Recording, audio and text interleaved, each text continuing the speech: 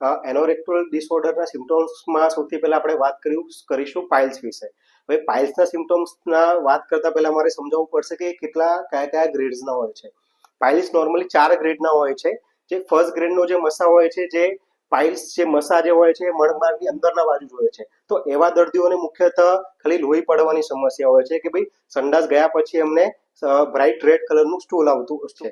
જો સેકન્ડ ગ્રેડના મસાની વાત કરીએ તો જ્યારે દર્દી સંડાસના પગે જોર કરે છે ત્યારે જે મસા જે ફૂલી ગયા હોય છે એ સંડાસના બહારના ભાગે આવી જતા હોય છે, પણ જેવું જોર દૂર કરતા હોય છે એ મસા આપોઆપ સંડાસના અંદરના ભાગે જતા રહેતા હોય છે, અને એના સાથે સાથે એમની બ્લીડિંગ બી થતી હોય છે.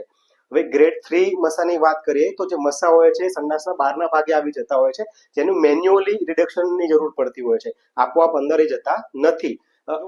ચોથા ગ્રેડના મસાની આપણે વાત કરીએ તો ચોથા ગ્રેડના મસામાં જે મસા હોય છે એ આપણે જે સંડાસના ભાગની જે રિંગ છે એમાં પરમનન્ટલી નીચે આવી ગયા હોય છે, એ મેન્યુઅલી બી અંદર જઈ શકતા નથી. તો એવા મસામાં જે લોહી ઘણીવાર જામી જતું હોય છે, ઘણીવાર ઇન્ફેક્શન લાગી જતું હોય છે, તો એના લીધે બ્લીડિંગ, પેઇન સાથે ઇચિંગ ની બી તકલીફ ઘણીવાર દર્દીઓને હોય છે.